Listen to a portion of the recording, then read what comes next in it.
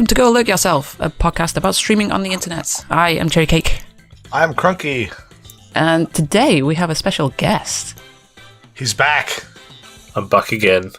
Not Slim Shady, however, but I'm TheBroZerker. We have TheBroZerker today, and we're going to be talking about Dark Souls, because Zerker has just completed it, literally yesterday, on his first run. So we're going to chat about that. Crunky is going to give his detailed insight to it as well, because he is a massive Dark Souls fan, in case you didn't know. And I am going to be patiently listening and inputting some noob thoughts, because I have not played a great deal of Dark Souls. I think you've played quite a bit.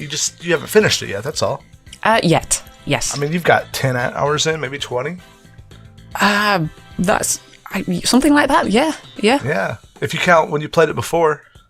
Yeah, because you bought me the original one. Was the Prepare to Die edition, was it? Prepare to Die edition, yeah. Yeah, and I did start playing that, and then I quit because I hated the Capra Demon after I finished it. So...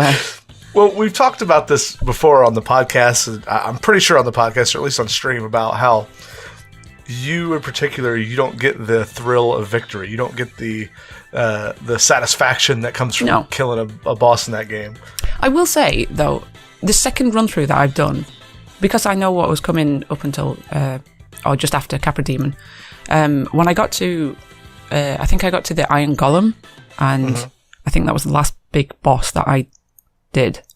But I really enjoyed fighting the Iron Golem, because it was like a genuinely good fight, because there was no like BS with cameras or any of his attacks or anything like that. And that one was really fun because I played it on stream, and my sub notification is Take On Me, and so Parky decided to drop a sub bomb. So throughout that fight, I just had Take On Me playing in the background, so it made it a lot of fun. Now you'll never be able to hear that song again without thinking about the Iron Golem and Dark Souls. Yeah. So that kind of brings me to something that I think is really important to understand from anyone who's played, like if you're listening to this podcast and you've never played Dark Souls, or you're intimidated by Dark Souls and afraid to play it, you're right to be a little intimidated. There's some really... There's multiple issues why new players run into trouble with Dark Souls. One of them is you'll hear people say that it's clunky and it doesn't control well, and that's because 90% of people who pick up Dark Souls see, third-person action game. I've played those. I've played God of War, the old God of Wars. I've played Zelda games. I've played games where you're a third-person person and you swipe with a weapon at enemies and you kill them. And people get the game and they go, wait a minute, A doesn't actually swing the weapon. R1 does, or right trigger does. Oh, what the hell is this? And the reason that is because Dark Souls kind of pioneered. They didn't pioneer it. I'm sorry. They really perfected this tactical combat, melee combat, where you lock onto an enemy. You have to play very defensive. You have to be very calculated with your attacks. That can be the first turnoff of the game to new players. The second one is because of the unusual development cycle that Dark Souls 1 went through. It has some very narrow corridors and doorways and areas, and in the case of the Capra Demon, boss fights where you basically, the camera, your weapons bounce off the walls, because like the enemies can hit you, but you can't swing back at them because your weapon's bouncing into a doorway or hitting a railing. And just a quick little backstory. I've probably told you guys this before, but just for the people that are new to the series listening, there's a guy named Hideo Miyazaki. I'm probably mispronouncing that name, but he basically is the president of FromSoft now, the developer of Dark Souls series, Bloodborne, and they're making a new game now. But when FromSoft first hired him, they gave him this Dark Souls project, which was a spiritual multi-plat successor to Demon Souls, and they said, "Hey, this game's not going well. We tried to make an open world Demon Souls." And if you've never played Demon Souls is like instead of one big giant world like Dark Souls is, it's a bunch of there's a hub world that you warp to each. There's like literally like Mario Brothers. There's like a world 1, and you go 1, 1, 1, 2, 1, 3, 1, 4. Then you go back to the hub world, and you could do them like in any order. But Dark Souls was this great big open one world all interconnected together. And literally the level designers had made the world, and then the game developers or the producers went back in and carved the game out of it, like the way where you could go, what you could do. That's why in a case of like the Firelink Shrine and Undeadburg and Lower Undeadburg, like literally it's all stacked on top of each other. And I've never really seen that in another game where you could be playing for like 10 hours and you look down over a cliff and like, oh my God, I was just there 10 hours ago, and it's the level above you or below you. And, many people have said this before, but in Dark Souls, it's one of the few games where if you can see something off in the distance, it's generally not a skybox. You could actually go there sometime. Yeah. Well, I was watching Zerker play it yesterday, and he got to the big king guy? You know, the one that's blind that has a bow. Yeah, Goth. Yeah.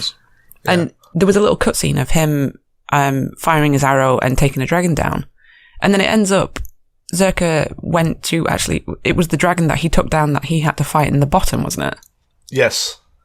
So I thought that was really cool. It's like everything in the game is just intertwined with everything else. It's really well done in that aspect. Absolutely. And before I lose track of my thought, the third thing that I think really throws people off in the game is that the game is purposefully obtuse with its story. Yeah. Like, it hides content, story, narrative. Like, TheBroZerker literally just finished the game yesterday. What happened in the game, Zerker, story-wise? I was going to ask him that. Do you know what the story is? I woke up in a cell. I walked out the cell. I fought some stuff. Bunch of bosses. Apparently, I was to become the next chosen lord. Some big worm thing told me that. And then it ended. I killed a woman with really massive boobs. She was quite cool. That's Fought some awesome guys. There was a big guy on fire at the end. I won. That was pretty much it. So, Miyazaki has gone on. I've read interviews where he said when he was young, he used to read comics he moved around a lot I don't remember where he lived, but he would read comics that weren't in his narrative or native language. So he would have to, like, not knowing how to read the words, he would look at the visuals and like try to piece together what was really happening as a kid based on, you know, some of the words he could figure out. So, and then he'd have to like hold the narrative in his mind based on what he saw. And then like retroactively, when something happened, retroactively go back and go, okay, this changed. So maybe I was wrong about this. And he'd hold like 2 or 3 theories about what's happening in his mind and then make his mind up at the end. About, okay, I was wrong about this. That's probably what it was, or maybe I'll never know. And he wanted to bring that idea of uncertainty and, figuring out what's really going on to the player. And that's why if you go into the game and read every item description and like pay really close attention to where the items you get are located and what they're by and what they're near, you can really piece together narrative strands here and there and find out what's really going on. And that, in a game that's replayable as much as Dark Souls is super interesting to me, because not only are you replaying the content for the fun, awesome fight controls and experience of playing the game, and playing different specs, different builds, you also like can start to piece together the narrative a little bit differently. Like, for example, Zerker just finished the game. You know the snake you talk to? Yeah, there's actually Frump, is it? Frump. There's actually 2 snakes. And if you do things a little different, you can find a different snake who tells you to do something else and tells you not to do some things. Like that snake, his name is Kingseeker Frampt. He is looking for someone to replace Gwyn. That's what he told you, right? Yeah. There's another one who says, no, that other snake's full of shit. What you need to do is kill Gwyn and don't start the fire and usher in the next world of dark. And And what will happen if you do that, if you find that snake, I'm not going to tell you anything, I don't want to spoil it. If you find that snake, you kill Gwen, and instead of lighting the bonfire, like when you ended the game, what did you do? Did you light the bonfire? Yeah, I like reached out with the spark that I had in my hand, and the whole place just caught on blaze. Yeah, you presumably sacrificed yourself to rekindle the flame, right? The first flame? Yeah. You can actually get a different ending by walking out. When you kill Gwen, just walk out the door. Leave. Oh, nice. And I won't ruin it for you because you can do it on your second playthrough. But if you talk to the other snake, it's almost impossible for you to find this crap on your own. Like, you did the Painted World, right? Yeah, I did. You had to go back, get that key in the Painted World to do the DLC alone. How many steps did you have to take? You had to go kill a... Christ! Yeah, it was ridiculous, and I think one of the hardest parts was I was trying to do the game as much as possible without any spoilers. Yeah. So for me, every time someone was like, "Oh, you need a key to go here," I was kind of just glancing past that sentence, going, "Right, well, I didn't think I needed a key, so I'm not going to go and look for a key purposely. If I stumble across one and I get one, brilliant, fantastic." But so is that for the DLC to be accessible, you have to do something in the base game for it to go and be able to do the DLC. Oh yeah, not just something. You have to. Really? It's insane. Okay, I'm gonna just 30,000 foot level tell you what you have to do. You have to go to Duke's Archives. There's a giant golem, a crystal golem, looking at a globe. He was in the base game and he's just sitting there staring at it. When you go in there, he will aggro you, and when you kill him, he drops a peculiar doll. Right. So this is before the DLC was introduced? Yes. Right. And the DLC was always on the PC version. I never played it without it, but I guess the console version that came out first didn't have the DLC. Right, okay. So you go kill that golem, he drops that. You have to have that in your inventory for the rest of this to work. You go to where the 5-headed Hydra is in right outside of where you killed what's the big tanky guy's name? Havel. Right outside the door where you kill Havel, there's a giant 5-headed Hydra. You go out there, kill it, go back around to the left in the water. There's a cave that was previously empty. If you have that thing in your inventory, there'll be a giant gold golem. You'll kill that giant gold golem. Out of its crystallized holding place on its back will be a woman named... What is her name? Do you remember, BroZerker? White Clothy Woman was her technical name. She's the girl you saved. Dusk is her name. And she'll talk to you and say, I'm from a distant past. I've somehow wound up here. I'm from the past. She says, if you want to talk to me again, come summon me up by this rock. So you go back to where the Hydra was. You have to exit out the game and then log back in to make all this, to re-trigger all this. Yeah. There'll be a summon sign on the ground. You talk to it and she says, do you want to go? Do you want my help? Will you help me? And you say yes. Then you go back to where that golem was and there'll be like a glowy thing on the wall. And if you have that thing in your inventory, when you get close to it, Manus's hand will reach out and grab you and pull you back into the past. Ooh. Yeah, so all of that has to happen. Like, I remember when I'm like, oh, I'm going to go check out the DLC. The first time I played the game, I missed. And BroZerker, I think you missed the Great Hollow area. Did you not? I don't know what the Great Hollow area is, so I don't know about that. Yeah, I was actually going to chip in there and say, what you have just described sounds beautiful and fluid. For what I actually experienced as someone on a blind run was there was an ice golem inside a library that I attacked because it tried to hit me. Mm-hmm. When I was wandering about aimlessly looking for bosses, I killed a Hydra and then found a gold golem stood in a corner. I whacked him and a woman appeared. I spoke to the woman, and next time I was in the game, there was a big purple swirly thing in the corner, so I went and looked at the big purple swirly thing. So, for such a beautiful and eloquent explanation that you've just delivered of how it's supposed to be, that's the reality that you encounter when someone doesn't know what they're doing or what they're looking for. It's crazy. You had help, right? You had people telling you, make sure you get this before you go there. You wouldn't have found that on your own, would you? Or did you? No, I didn't have anyone helping me with that. I literally... Oh, okay. Someone at the time when I was round about there with the Hydra kept telling me to quit the game and load back in and I get something, and as I said to them on stream, I'm not doing bollocks like that because I want to play the game naturally. I don't want to... I don't want like when I got up to ONS, I went and watched Brutal do a hitless run up until ONS to see how she did all the bosses that I'd already done, and watching her like, you know, tab in, tab out, exiting quick to get extra bonuses, I was like, doesn't feel fluid for my first playthrough. I want to actually just play it through and see how it goes.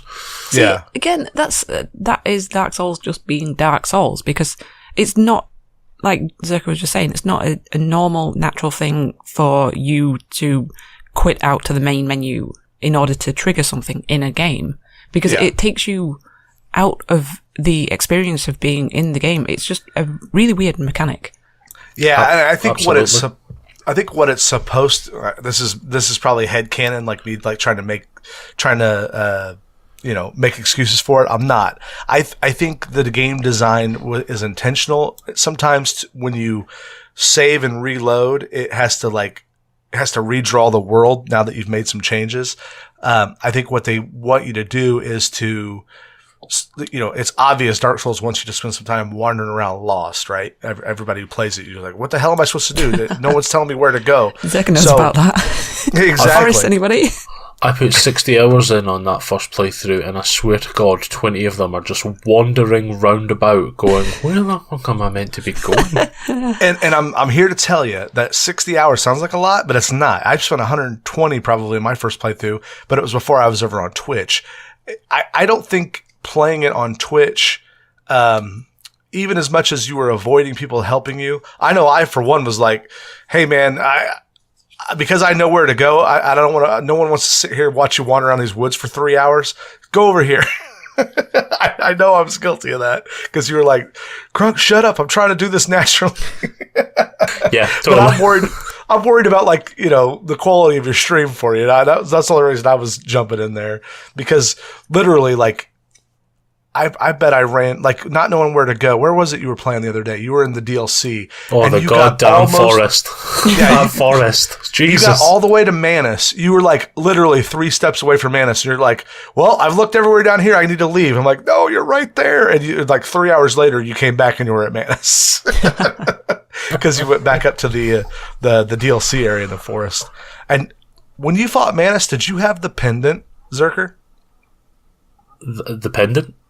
Yeah, if you don't know what the pendant is, then that's a spoiler. I don't. Well, to be fair, now that I've done the run, I don't mind about spoilers, and this is why I'm really excited for another run, because I can actually know what the hell's going on now without worrying about the game. So, what is this pendant?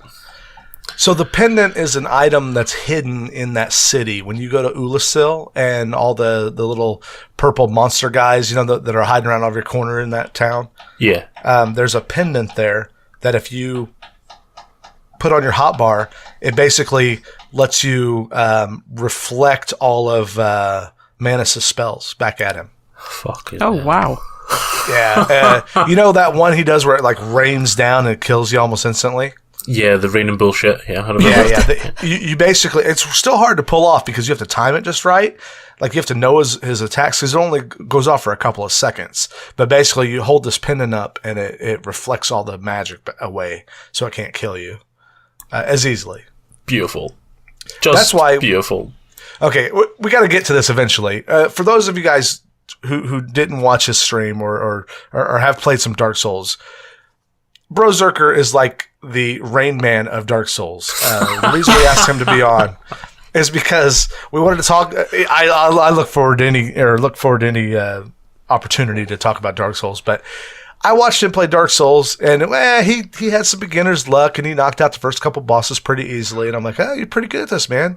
And then he went and like one-shot several bosses. Which ones did you one-shot on your first playthrough?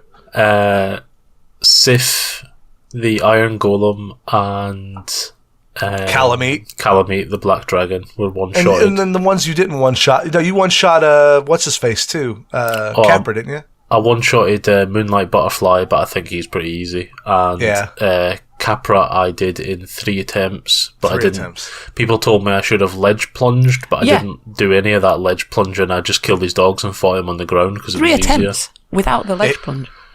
the first time you went into the Capra fight, you killed both the dogs immediately, and then you died to Capra because you didn't know his two-handed attack. Yeah, I had no idea what he did. Yeah. And I didn't realise the area was so freaking small as well. It's like a matchbox in there. Oh, get me sad.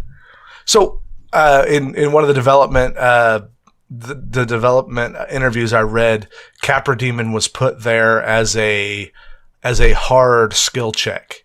He wasn't originally, there wasn't a boss there in the original game. In the beta version. They put him as a hard skill check because of how cramped and frustrating the depths were about to be, because the depths is like the last area where all the corridors are super small and tight. They put a really claustrophobic tight boss fight right before that, so you basically have to, trial by fire. Ramp up your skill level before you go and deal with it over a exposed period of time. Yeah. It's also good because is it the Gargoyles you fight before you go to Capra? Yep. Because the Gargoyles fight is quite open, even though you are fighting two dragons. But the area that it is in is so different compared to Capra. I hate Capra. If you fought Capra in an open space, you probably wouldn't care at all. But you get the really small, cramped boss fight where the camera gets caught and everything. There's a tree right in the middle of it. Your camera you can't see through, and then on top of all that, they put dogs that can block you in and keep you from moving. Yeah. That all three of those things is just like the perfect mixture. That bullshit, I will say, Crunky. The word you're looking for is bullshit. Absolute bullshit. Yes.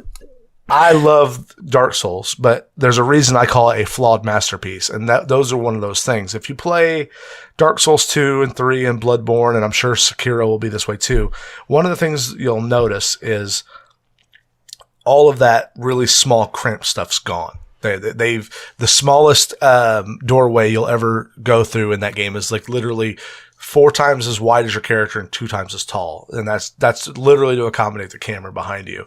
And those of us who, almost with a nostalgic lens, love Dark Souls 1, you kind of miss some of that, like that oppression of the world, I guess is the way to look at it. There's something about Dark Souls 1 that you feel like the whole world's against you, from the gravity. I don't know. Did you ever fall off any ledges in the game, Zerker? Whoa. Fuck you. BroZerker had more ledge deaths than he had all other boss fights combined. My tier 2 Twitch emote has actually just been changed to a ledge emote now because of the sheer amount of ledge deaths in that game. It is unbelievable. And the thing that frustrates me the most about the ledge scenario as well is the amount of people that tried to tell me some sort of shortcut by rolling off a ledge or going somewhere that I didn't take, because I was literally sat on this end going, but how in the hell would I know to roll off some random ledge in the middle of nowhere where all I can see is pitch blackness beneath me, and I'll land on a metric meter of ground that will protect me and save me an hour's worth of running round about. You're talking about the catacombs now, right? I'm talking about the catacombs. I'm talking about how you get to that northern asylum demon by like running up a wall, and then and then it was only because I was like, that's pretty bit. In fact, there was, now that I think about it, in the entirety of the playthrough, there was one place where I got help for where to go. It's just popped into my head because I spent about 40 minutes running around Anor Londo, going up and down elevators, going, where in the sweet hell am I meant to go? And after 40 minutes, I was like, guys, I've literally exhausted every other option. And someone said something like, the way ahead is not obvious. And I just glanced to my right and I saw these ridiculously tall archways on the side of the buildings. And I went, right. Bullshit. Would never have found it if someone hadn't have said the way's not obvious ahead. Yeah. Ledges, man. Ledges everywhere. So Dark Souls has one of the best quotes I can remember is somebody said in some YouTube video I watched. I went down a huge deep dive years ago about the lore of Dark Souls. I love every bit of it. Obviously, I can't get enough, but someone says Dark Souls is a game that's not afraid to hide much of its content. and someone figured out there's 40% of the game you never have to see or know exists. Bosses, worlds, items, and you can get to the end without ever seeing any of that stuff. I mean, BroZerker asked for helping him. He wanted to see all the content. So he said, guys, if I miss something like a zone, like the Painted World, help me get there. Yeah, he would do that on a stream. What I did say was clearly, like, can I leave this area if there is a boss behind me? And, right. You know, for example, when I was in the catacombs, they were like, no, there's one more boss down here. So I was like, right, well, I'm not leaving till I found that boss, and I just keep trawling round about till I found the bloody fog door. So, you know the Covenant system that you can get in that game? Yeah. Did you follow much of that? I joined 3 Covenants, I think, over the course of the game. Yeah, so the Covenant system is basically there are different rewards you can, and items and spells and armor and stuff you can get as rewards for Covenants. They behave differently. There's because this game is made to be infinitely replayable, replay it as a different type of character, a different build, different spell. They hid a lot of content in there, so there would be something fun and interesting to find on your 10th playthrough, and you wouldn't be as bored of it. Like next time you play, when you go down to what is the place called? The poison area. Where Quelaag is. Yeah. I was going to call it the Bog of Eternal Stench, but that's from Labyrinth. What is it called, Cherry? You remember? Blighttown. Oh, Blighttown, yeah. Oh, yeah. If you go down to Blighttown, did you ever see the slugs down in Blighttown, the green slugs? I did, yeah. I've ran round about in the poisoned area, killing them at the side to look for items. Yeah, so there's some... you probably found a big tree knot that you went up and there's a treasure chest inside that tree? I don't think I did, no. Okay, there's like a ramp over by the slugs. When you go down there, you'll head off toward the slugs, and up on the left there's a ramp that goes up. And inside this notch in a tree is a treasure chest. And if you open that treasure chest, it's like, I think it's a plank shield, if I remember right. And behind that treasure chest is just a wall. It's like a carving out of the tree, right? If you hit that wall, it's an illusionary wall, and there's another treasure chest behind it. And you open up that treasure chest, and there's something in it. If you hit the wall behind that, there's a ladder that goes down to an area you've never been to before. It's an entire area. See, again, how would you ever find that without someone specifically telling you, or just the sheer randomness of accidentally rolling or attacking through a wall? Well, you probably wouldn't. You wouldn't, but if we put 1,000 monkeys at 1,000 typewriters, they're eventually going to write the great American, or the great whatever novel, right? It's the best of times. Absolutely. It was the blessed of times. You idiot! You stupid monkey! Stupid monkey! But so Dark Souls was designed with this. They call it it's some kind of I don't remember the name of it. It's got an industry term, but like non-synchronous multiplayer. You know how when you're in the game you see the little ghosts running around? Yeah. Those are other players connected to your world, and there can only be like 20. 19 other people connected to your world. If you were to summon help from, if you were to use your white soapstone or either summon people or offer yourself up for summoning, you would connect with other players. If you use your red soapstone or your red eye orb, you could invade other worlds. That's one way of interacting. You could PvP, you could co-op, PvE. You could also put down the little orange markers. You probably saw those in your game, didn't you? Oh, yeah. Yeah, they were blooming everywhere. Yeah, so you can, if you have an orange soapstone, did you ever have that in your game? I did, yeah. I think I put down one that said I did it after I finally defeated the Gargoyles. Yeah, so you put that down, and if somebody reads it and reviews it, it gives you a humanity. Did you know that? I didn't know that, no. Yeah, if you read one and hit select, you can rate it up or down. So if you rate someone, it gives them a humanity. Nice. A soft humanity.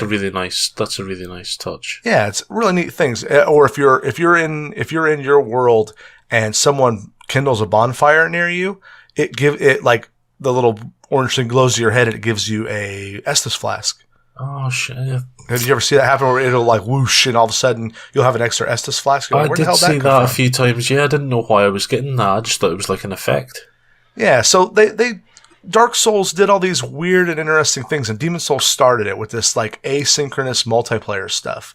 And one of the things that they wanted to do was let's do some really devious, interesting stuff that people are never going to find, but in mass they will. It's like crowdsourcing solutions. You know what I mean? Yeah. One person's never going to find it, that spot there, but if 1,000 people are playing it all at once, word's going to get out. People are going to get on the internet. They're going to talk about it, and it's going to spread like a rumor on the playground back in the day. You know what I mean? Yeah, absolutely. So that's why partly why the game was designed this way.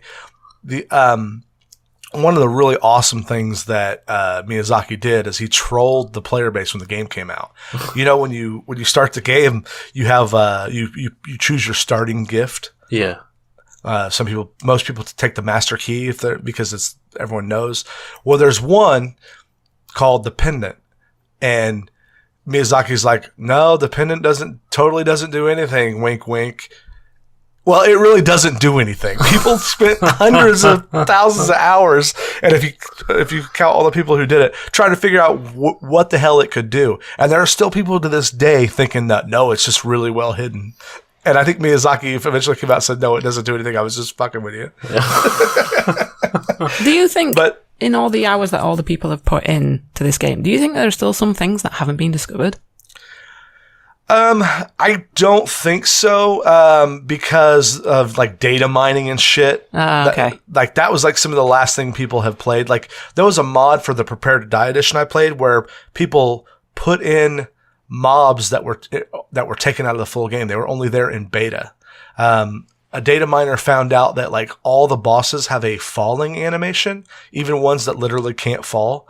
Like Priscilla, the girl in the Painted World that you fight, she can't fall off of her platform, but they have an animation. The artists have an animation for her falling and like waving her arms as she's falling. And like data miners are finding that kind of stuff, but one of the really interesting things about that mod was there were some monsters that were taken out of the final game. They put them back in with that mod, and that was really interesting to play. There's a mod going around right now for the Prepare to Die edition called Daughters of Ash, that if you've been playing Dark Souls for 5 years and you're kind of bored of it, it rearranges a bunch of stuff, changes the way the game plays a little bit, puts different items in it. Like I was watching somebody stream it the other day. I think it might have been Cinecris. Cinecris is going through it, yeah. And they had like all these different enemy and NPC placements, and like literally changed where things were. They moved all the bonfire locations as well to different places. Exactly. Like the place that you go down past the starting area where there's loads of those ghosts that you have to use the transient curses with. Yep. There's no ghosts there anymore. Oh, wow. The whole area is completely dead. There's not a single bad guy down there in the slightest, and they've taken out loads of the items from down there. They've all almost made it like a redundant part of the game. Wow. The gargoyles are not on the bell tower to begin with. You don't have to fight through them to get there. So you have to go in, ring the bell, and then when you ring the bell and come back out, there's 2 gargoyles sat waiting for you in reverse. Nice. The best one I've seen him do so far actually is the the Tauros demon. When you go and fight him in the bridge, the second you walk through the door, the ground shakes and the Tauros demon's on the building above you, so he jumps down on top of you straight away. So there's no running to get him and running back for the ladder. He's on your ass as soon as you get going. Nice. Awesome. Yeah, the first time I beat that Taurus demon, I didn't even know you could go up there. I fought him right there on the bridge with the archer shooting at me. It probably took me 10 tries. Yeah, I had that one spoiled for me by someone in chat when I first played it. Yeah. But I'm kind of glad they did, because I don't think I would have known how to like do that otherwise. Yeah, the thing about especially Dark Souls 1 is because it was, a broken development cycle, and it was like there was many times it was going to be canceled. I don't know if I mentioned that earlier, but they were going to cancel it or like release it in a broken state. And some might say that it is broken. If you got to the fire area, the lost city of Izalith, I think some of that area is very copy pasty and like incomplete, like all the dragon butts walking around in the lava. That I really wish they would have, with the remaster, taken some time to let FromSoft actually redevelop that. But I understand some people are like, no, you can't mess with it. Well, my next question was what, because you said that this had a lot of issues with development and stuff. What point was it that they ran out of time to actually finish the game, and then they just, like you say, just did a lot of copy paste? Yeah, so they had, because it was a multi-platform and they were publishing it on PS3 and Xbox 360, they had a firm release schedule, and I don't know exactly how far along they were, but they just were not able to get that thing done. In fact, there was a patch that came out, maybe, I wasn't playing it on console, so I don't know what the timing was, but it was sometime after release. So when you first get to Firelink, there's some skeletons back there. Yeah. That when the game was brand new, imagine no one had played it before. You got it on release day. When the game was brand new, people just didn't know to go to the right up those stairs. They just went and, here's a graveyard with a bunch of items in it and some skeletons. Let's play. And they proceeded to get their asses handed to them by those skeletons. My friend still does that to this day. So they're really high level. Well, before the first patch, when you killed those skeletons, they just respawned right on top of you. They didn't die permanently there. Like the ones down below do, that have the necromancer that keeps bringing them back to life. Those ones up top just came back to life all the time automatically. There was no necromancer to kill or anything. So people would get down there, they'd kill them, and then they just keep coming back. Well, my point was with that, with it being rushed to be finished, was, Zerker, when you played it through the first time, was there a point where you got to and you realized that you felt like the game had changed in so much that it wasn't as well put together, or you saw things that just kept repeating, or things weren't as tough as you initially found in the beginning when it was actually properly done? When we got to the lava-based area and post, then when you're fighting those big guys, they're so slow and they're so easy to avoid. It had been like a proper slugger knocker up until that point, and then post and then onwards, the mobs just don't become an issue for you in the slightest. I mean, granted, I encountered those guys with the spells at the very end of the game who suddenly ramped it back up again. But again, it was literally just that spell that they cast. The rest of the actual mobs didn't become an issue. A lot of people have said that I wouldn't like Dark Souls 2 very much because it increases the number of enemies, but after that lava point in the game, I felt like the only real hunt left was to go and hunt for the really hard bosses and try and master them rather than worrying about the mobs. So pre-Gargoyles, for me, when you got to cross the bridge and go through everybody and up the tower that Havel's in, at that level of a game, with how much experience I had and the equipment I had and my understanding of it from a first playthrough, all of that was really tough. Every 3 guys I came across, I was literally oh Jesus, here we go again. I'm sick of fighting you guys. Even though I know what to do and I could run past you, I knew some of them would follow me and I just didn't want the grief. So yeah, definitely post lava part for me. For mobs, that is. I also think that because you had some very good fortune getting the Dark Knight, the Black Knight halberd. Oh, the accidental one I had in my bag. Yeah, well, you kill the Black Knight. That's the only way you get that one. Yeah, I never realised, you see, when I started the game and I got a Claymore on the bridge, everybody in chat started telling me, Claymore is Baymore, go and put this on, upgrade it to the max. And as soon as people started telling me that, I was like, no, I'm not doing it because you're telling me to do it. But you know what, I'll try it out. I tried it out, it's slow as hell. I don't like the swinging mechanism at all. And as a bit of nostalgia, when I first started the game, I was on a bit of a Baldur's Gate 2 binge hype.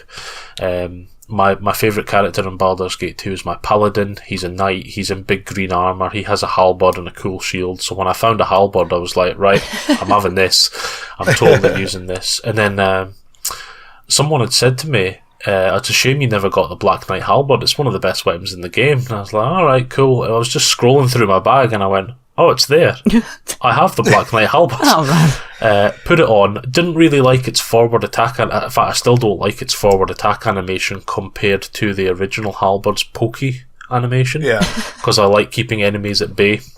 As far away from me as possible is great until I can move in and parry. And the Black Knight Halberd doesn't really do that very well for me in terms of the downward sweep. But yeah, having that weapon was fantastic. Part of what makes Dark Souls great also makes it very, like, when you were talking about, like, Cherry was getting talking about the difficulty curve, like when the game gets easy, when it gets hard, it can be very dependent on what weapon you go with, what your spec is. I have a character in Dark Souls who is straight up overpowered. Like, I can one-shot Gwyn at the end with magic. Jesus. You know those in Ulasil, which is the DLC city that had those mages that would shoot the black balls at you? Yes. You can get those spells if you're a wizard, Christ. if you're a mage character. And that one that shoots the 5 at a time, Dark Souls end game PvP, like, if you ever see anybody doing any PvP in Dark Souls, it's a broken mess, because you can, like, warp lag backstab people. You can that mage spell that shoots the 5 balls. They all hit like trucks, and they all 5 hit you at once, and they all count. So you can basically one-shot anybody. And if you go through again, do me a favor. Go down to the depths, rescue Laurentius, who's the guy that's stuck inside one of the bowls down there. Is he the creepy guy that ended up selling me loads of fancy armor? No. He's the guy that when you go to the depths, he's right around the corner from the cook. In fact, they're about to cook him, right? Oh, and I saved him. He's a pyromaniac, isn't he? Yeah, pyromancer. He gave me a pyromancy spell, yeah, but I never used any magic in this run through. Yeah, if you go a full pyromancy build, you'll laugh at how easy the game can be, because you can get real high level pyromancy, and then you can stack like super high level spells with it. And if you max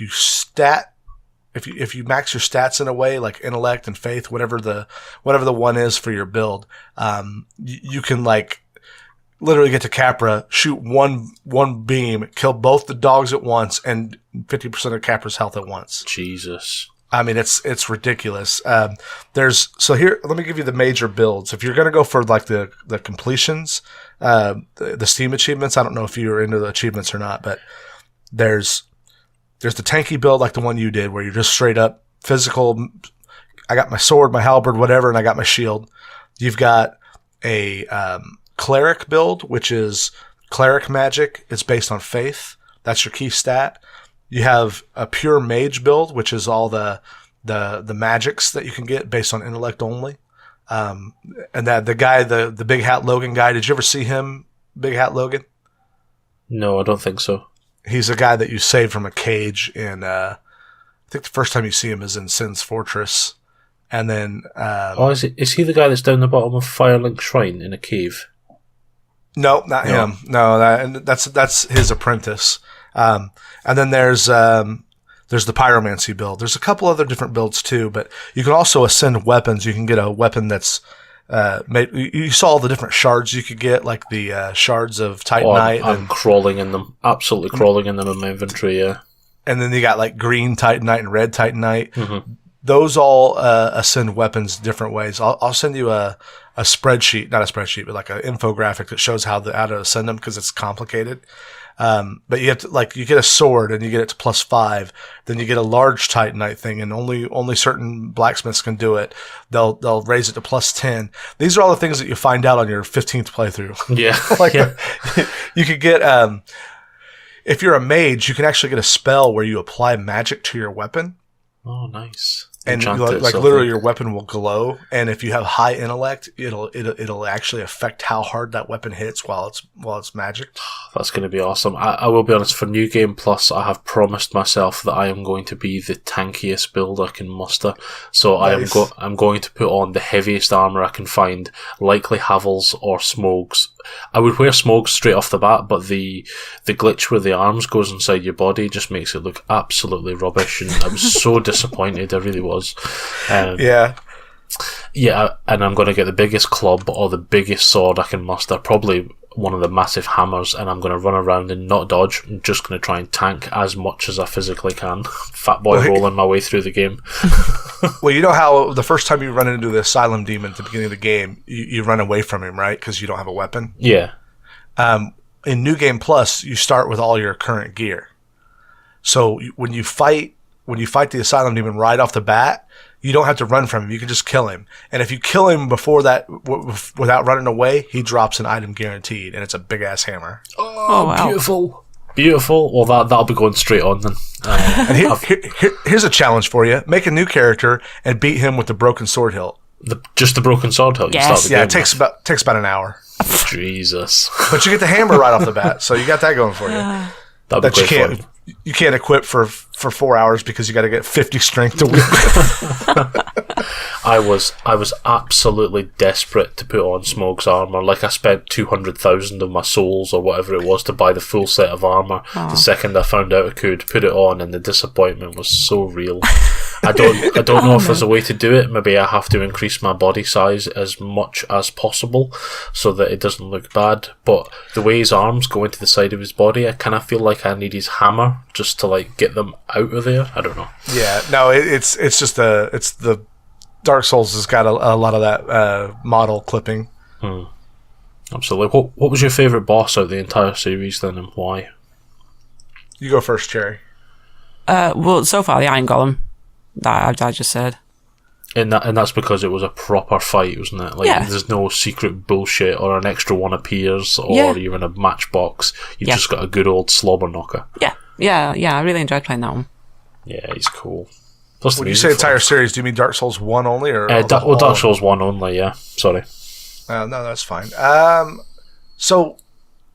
I can ask that question when I've played Dark Souls 2 next. Yeah.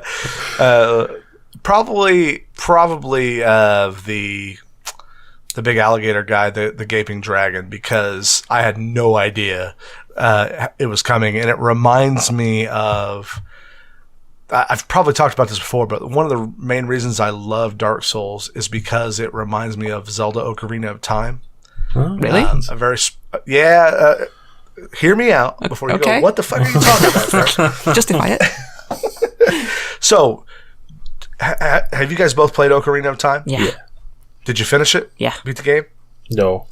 Okay.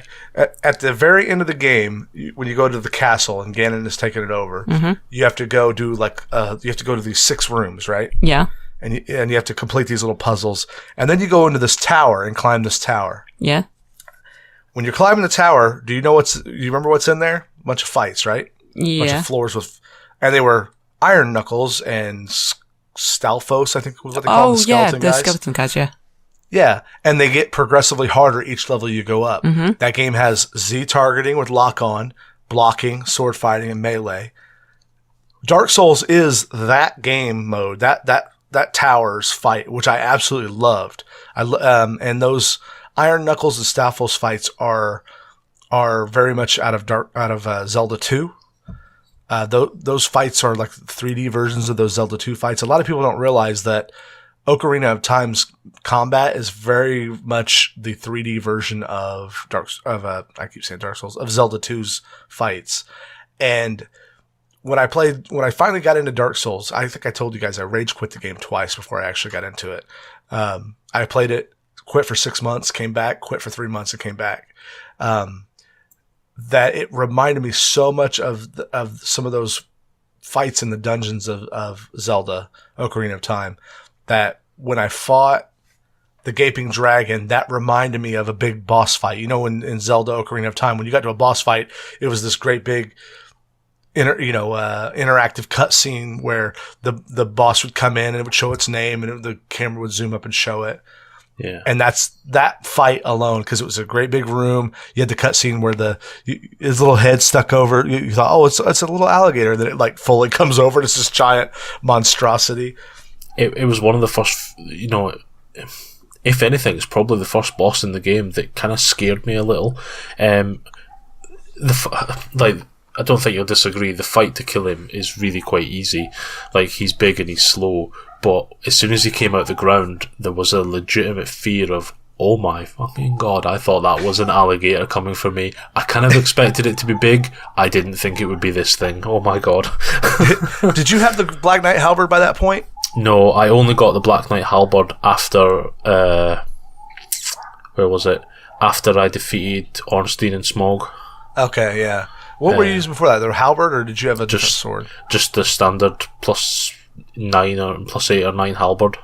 Yeah, see, you had when I watched most of your playthrough, you were above what I would have considered the average weapon damage. Like, most people, when they get to Ornstein and Smog, their first playthrough blind, have like a +4 or 5 weapon.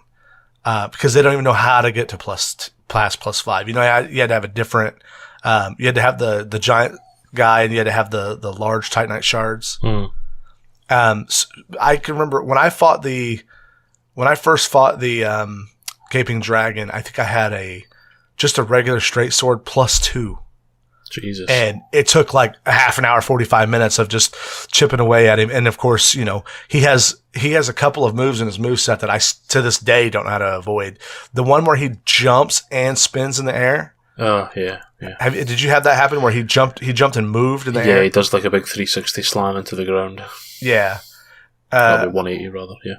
Yeah, exactly. And like, I don't know how to avoid it. But Cherry, you were talking about, are there things people still haven't discovered? Yeah. I've probably run through the game 50 to 100 times. Yeah.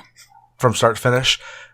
Watching Zerker was the first time I'd ever seen anybody that I even knew it was there, that the gold armor from whatever that bad guy's name is was above Ornstein and Smog.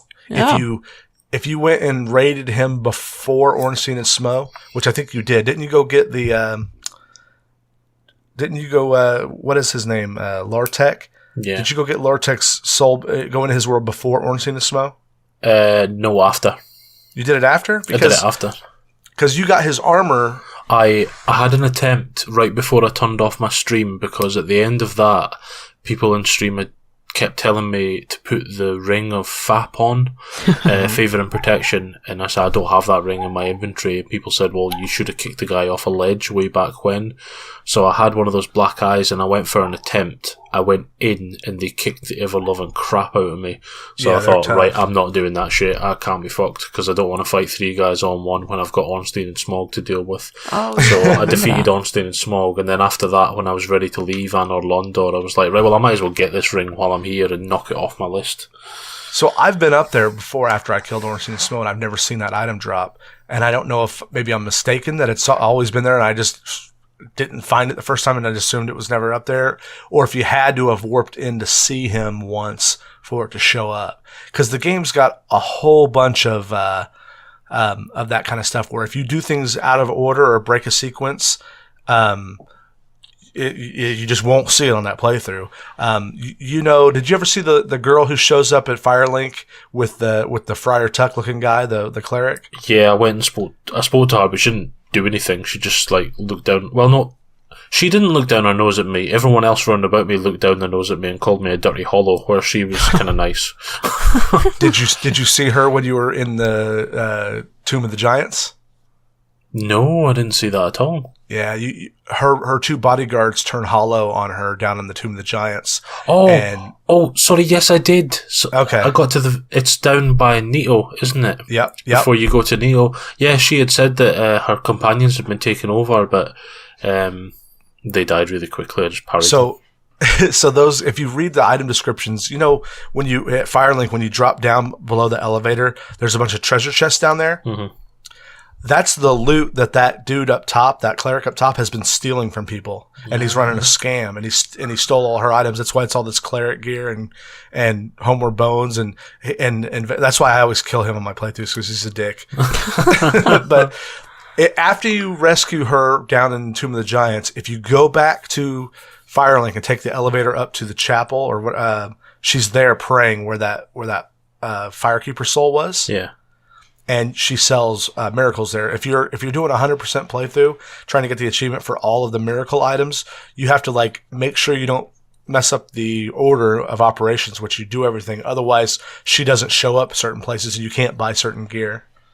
I think you told me in my chat that I'd lost a big part of dialogue because after I killed someone, I went back to Firelink Shrine to top up, and I went to look at the big dragon thing that had appeared, and as I rolled towards it, I rolled straight over the edge and down into that Lord Vassal area that I didn't even know existed. So I thought I died off the bat. But then I think you said because I did that and I didn't speak to him or anything, I lost all that dialogue. Yeah, because when you went back up to talk to him again, he said, "You sorry fool," right? Yeah. But I was remembering the other day, I was like, wait, I thought you did talk to him, but that was Uni that was playing it. No, I never saw him say anything else again. He wasn't there when I went back the next time. Yeah, because he basically the game has a choice right there, where you either pick the I'm going to say good and bad or light and dark, but they're not. They're either one. The light ending is literally you light yourself on fire and prolong the age of fire. Because the whole idea, like when you got to Gwyn, did you think he was a bit of a pushover, Lord Gwyn? Gwyn was really disappointing, I won't lie. His very first jump at you in the air, like you can parry him before his feet actually hit the ground. Yep. So that's by design. You're supposed to get there and realize he's a shell of a man. He's not even a threat to you, really. I mean, unless you don't know how to parry, he's one of the easiest bosses in the game. And that's very much by design, because if you start to learn the story, the whole idea is his time is coming to an end. The fire is going out. The fire that gives him his power is going out, and the whole world is going to turn dark. Hence the Dark Souls. You guys, all the souls are fire, you know. But anyway, so the idea of him, and if you played him long enough, did you notice the music was kind of this like sad piano music? It's very emotional. Yeah, it's I just thought it was because of the end of the game, to be honest. But yeah, very, very much on purpose. And when you kill him, before you get to him, this Framped guy, he's a serpent. They call him the what do they call him? Lord Serpent? No. God damn it. Can't remember. It's like real early in the morning for me, guys. I got up at 2 o'clock this morning.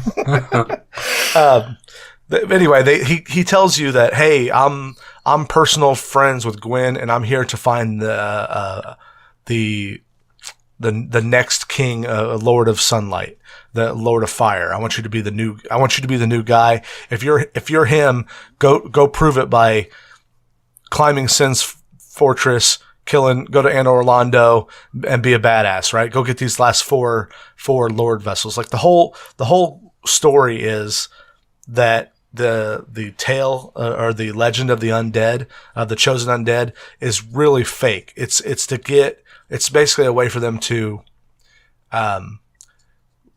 weed out all the weaklings and get the strongest one and have him kill himself to extend the fire a little bit longer. That's cool.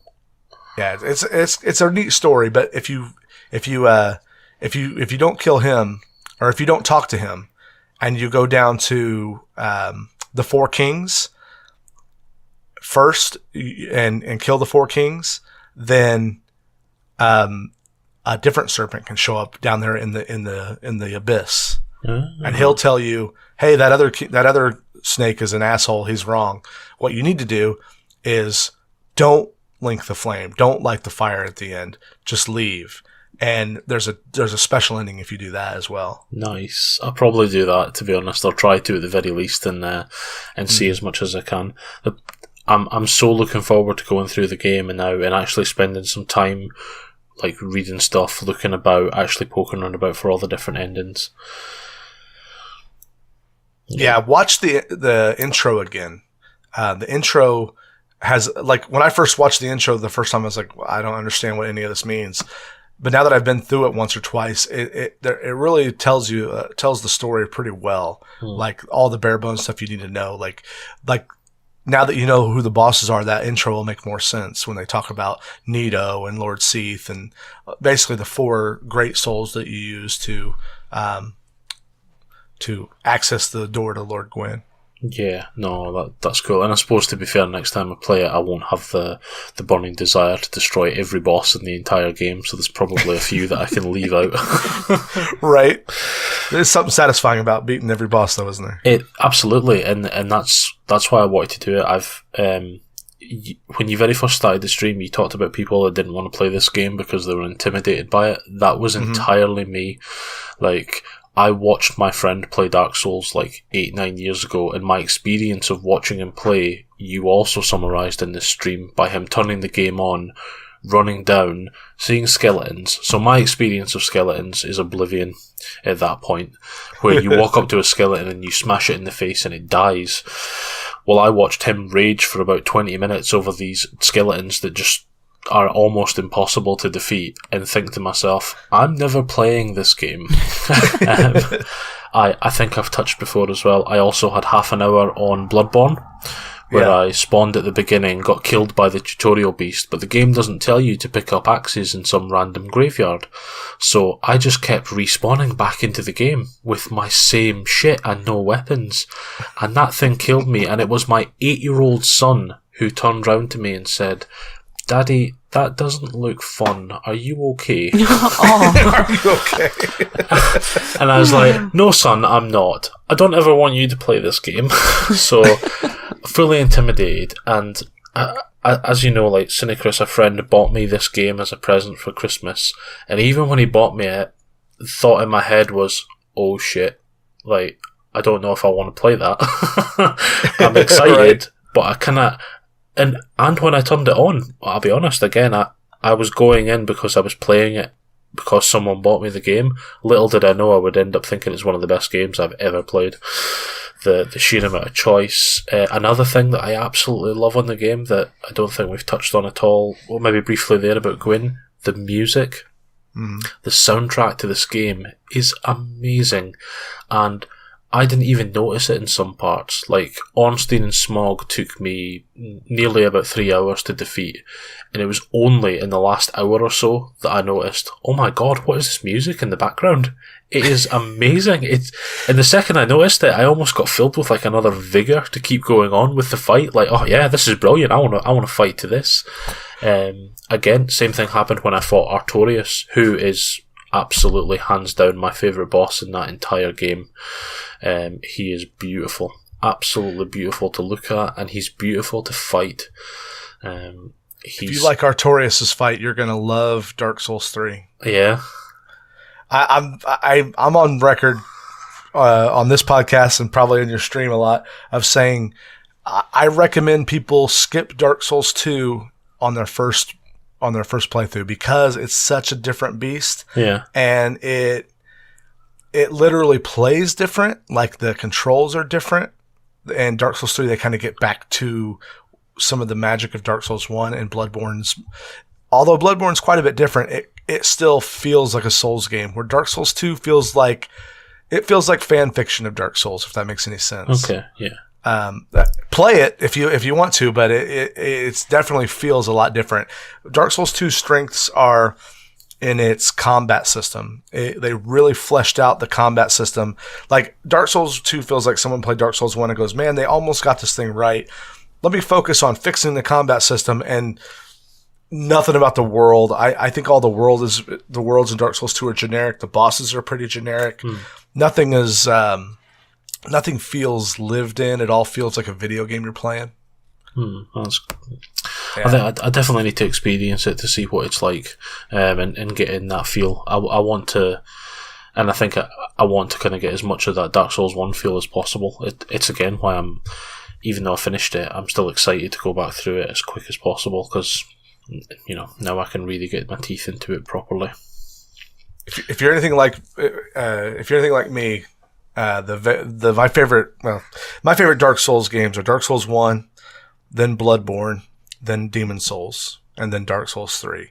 Dark Souls 3 is great, but it's definitely like, you could tell they tried to make it a little bit more accessible. And it suffers a little bit because of that. It suffers as a Souls game. I don't have to tell you that Bloodborne is not, they didn't worry about being accessible. Oh, Jesus, no. Yeah. Have you ever tried Bloodborne, Cherry? No. You got a PS4. There was almost like a no and never. No. Keep it away from me. No. Not happening. You've got a PS4 now, though. The door is open for you. Oh, yeah. I'm not going to walk through it, though. I'm going to look at it and barricade it and stand behind it forever. And anyone who tries to slide a copy of Bloodborne under will get shouted at. I'm going to set them on fire. Yeah, I think Bloodborne has some of the hardest boss fights of the entire series. I watched Gary try to defeat, in Risen, I watched Gary try to defeat 4 sisters or something like that. It was on his 24-hour charity stream, and I can't quite remember, because again, I know nothing about the Bloodborne world, so Bloodborne fans, sorry, I'm bastardising your boss here, but it was a giant dark-ass cave with 4 ghostly women coming at him non-stop, and he just didn't even have time to move, while he was getting beasted. The hell? I'm trying to remember what part that is. Was it hag women, like to would disappear? Yeah. Okay, yeah. Sisters or something like that. I can't quite recall what it was now. I don't remember the name of them either. Now that you mentioned it, it's all right. To finish what I was saying, the Artorias was hands down my favourite fight in the game, because his music was amazing, the setting for him was amazing, and he was the first boss in a while that felt, it's going to sound really boring, but mechanical. Artorias was so fast, he was on you straight off the bat, and then he did a triple jump and a left swipe, and then a left-right swipe, and then a left-right swipe and a backwards swing if you went in to attack him. And I don't know why, but my brain absolutely loves that level of fighting. Dying to him a few times and going, oh, he does that! Right, okay, next time I go in, I know that I have to back away. Alright, he does a left and a right, and it felt like every time I went into Artorias, I wasn't even disheartened in the slightest, because I died, and I went, I know to do that next time. I know I can dissecting the fight on the fly, yeah. Exactly, and I loved that, and vice versa. I actually really struggled with Manus a little bit. Because Manus is the only boss I've seen in the game who delays his attack. So he raises his hand into the air, and then he moves it down a little, and then you expect the attack. So I kept rolling, waiting for the attack to land beside me, but he almost pauses for another half second, and then he comes down. So the first 6-7 times, I was actually a little disheartened in myself, because I was like, I'm not learning that. Pick it up for God's sake. He keeps delaying the attack. Then he swings sideways and his hand waits a second again. And I just, because I was used to such a mechanical, clean fight of Artorias, Manus just completely destroyed me. Yeah, the hardest bosses in Souls games either telegraph very similarly 2 different abilities, but that look a lot alike up front. Yeah. I think people start to learn Souls when you're fighting Quelaag, the spider. Oh. People are usually intimidated by all the fire everywhere and trying to keep track of what's going on. They don't realize that her telegraph, when she does the big explosion, her upper human body lays down for a minute. Yeah. And if you see that, you got about a second and a half to get the hell out of there. You're going to die. Quelaag's reach was my biggest issue in that game. It took me 4 or 5 deaths to realize just how far her sword could actually swing out and attack you. Yeah, that stab. It was crazy. The one thing that got me on that fight was the flipping lava. I just kept backing into it. Yeah. Have you ever summoned an NPC to help you in that one? She just sits there and gets stuck in the lava and purrs the whole time. Speaking of, actually, can we just mention that not once did Zerker summon in his first playthrough for any of the bosses. He soloed them all. Soloed them all. Refused, despite the constant recommendations from chat and people trying to convince me that it was a regular part of the game and it was acceptable. I wanted to finish the game and say what I can say now, that I've gone through it, I did it blind, and I didn't need a single bit of help. And I think it was my first boss, and coincidentally what I believe is the hardest boss in Dark Souls, which is Gargoyles, because I just wasn't prepared for that level of aggression and 2 massive bosses attacking me at once.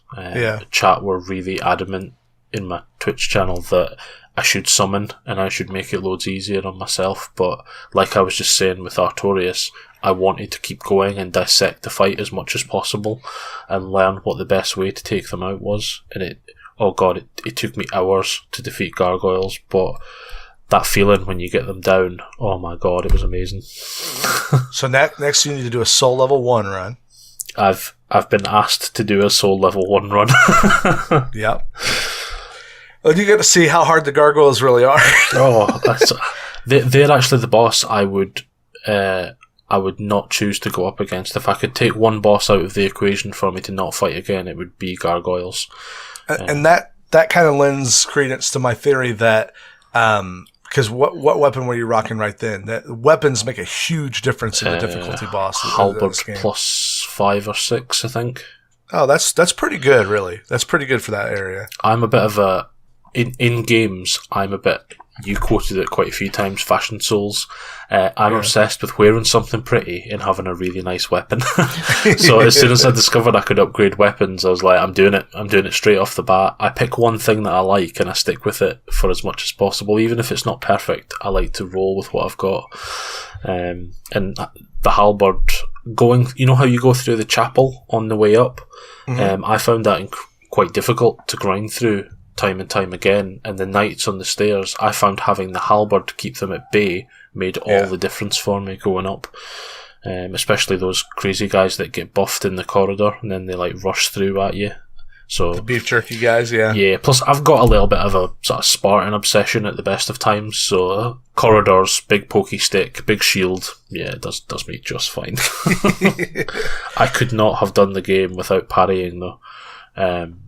Parrying is beautiful and so satisfying.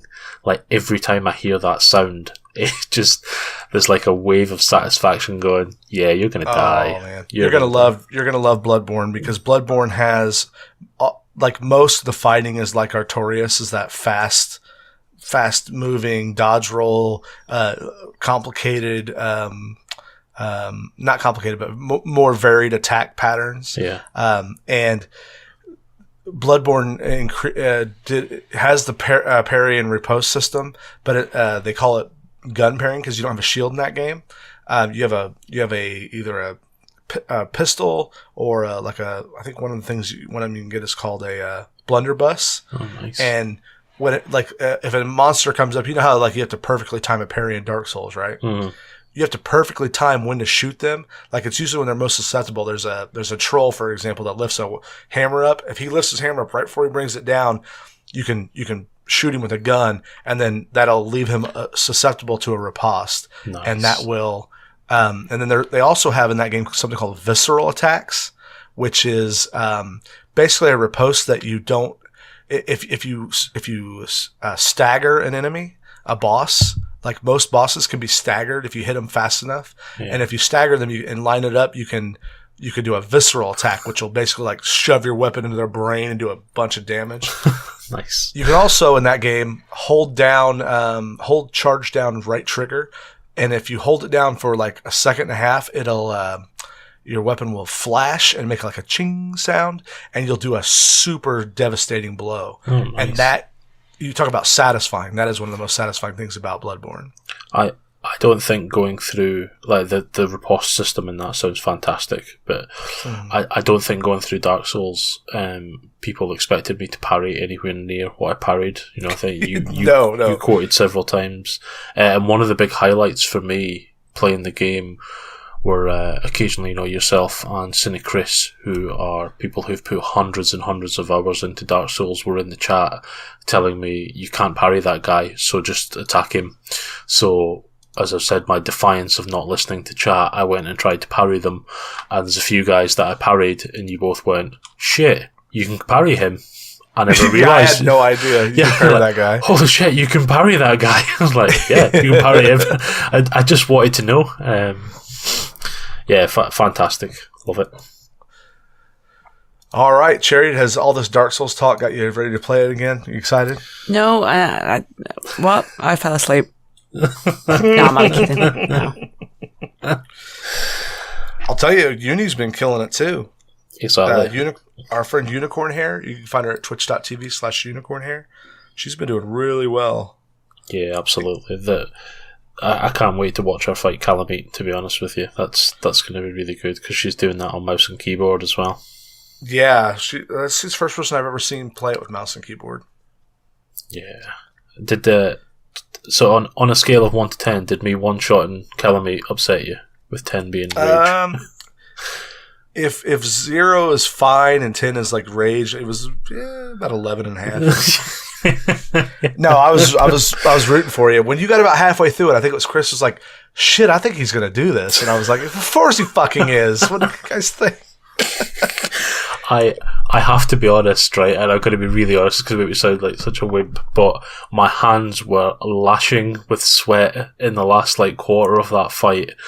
I was so hot on this end, and after I defeated in the very last centimetre, he picks me up and he looks at me with his red eyes, and I thought, this attack's going to kill me and it's all going to be for nothing.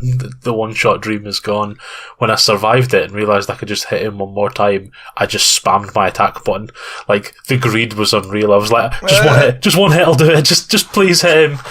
That attack he does on you is basically, when he hits you with that eye, it makes you take double damage for a while. Oh, God, yeah. So you got really lucky. It was such a good feeling.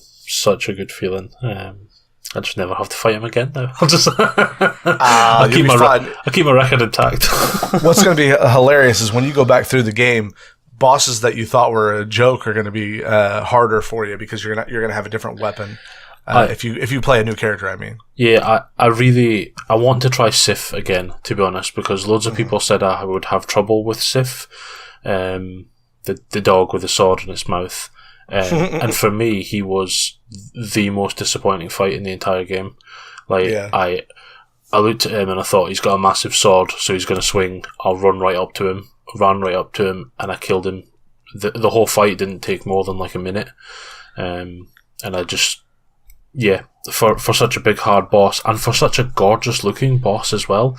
The atmosphere you're in is great, the music, again, brilliant, and he just looks so cool, completely out there in terms of boss design for a game. So he's Artorias' wolf, if you didn't know that. I found him again, I think, yesterday, near the end of the playthrough, in that place with all the Ghibli Pokemon-looking ghosts, the humanities. The humanities, yeah. I found him in there in a ring, and I think that meant I saved him. Was that right? Yeah. So if you do it in a different order, if you go to the DLC before you fight Sif in the game, you get a special cutscene, because the story is Artorias is one of Gwyn's 4 knights. Mm-hmm. And they sent Artorias to Ulasil to fight back the Abyss. And if you talk to the cat Alvina in the forest, she tells you that Artorias' tale is Artorias' story of being the Abyss Walker, the one who slayed the Abyss, is a fairy tale. It's not true, and she's right, because you know who slayed Manus in the Abyss now, don't you? No. Oh, it was me, yeah. It was you, yeah. And when you talk to Dusk, she's the one that gets saved at the Abyss, because Manus has her.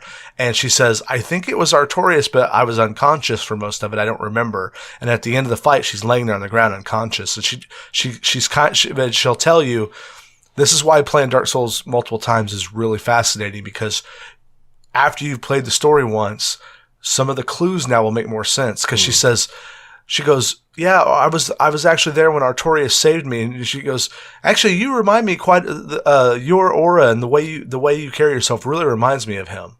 And what she's basically saying is, it wasn't him, it was you. Yeah. And Sif, before he went mad, because that's when you fight Artorias, he's covered in the abyss blue stuff, and he's gone crazy. His arm's broken. Manus broke his arm. That's why he's running around. Imagine fighting him at his full strength. You fought him when his arm was broken. But he uses his shield to the magic in his shield to protect Sif as he lost, and the abyss drove him crazy.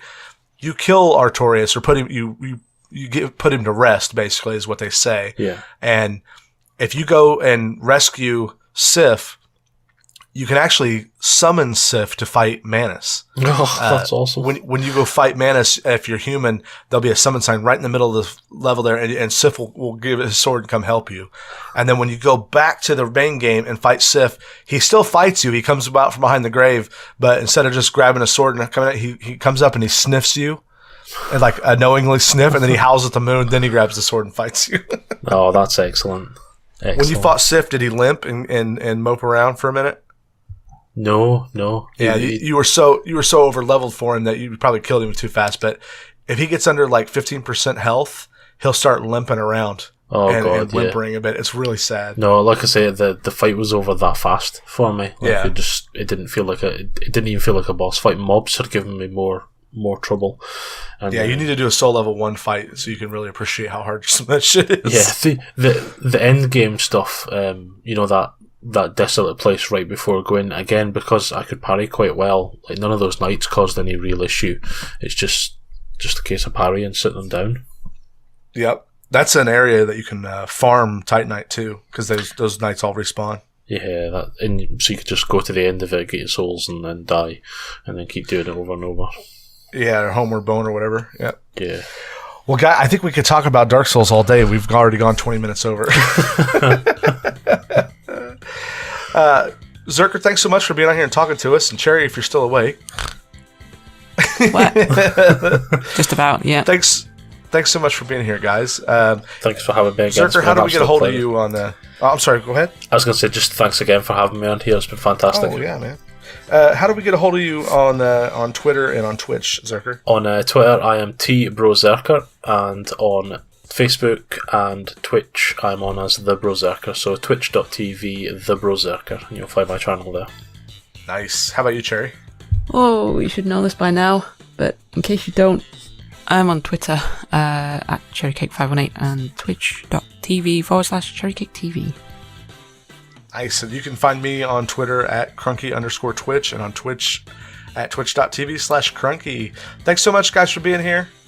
Bye-bye. Thank you very much. Bye.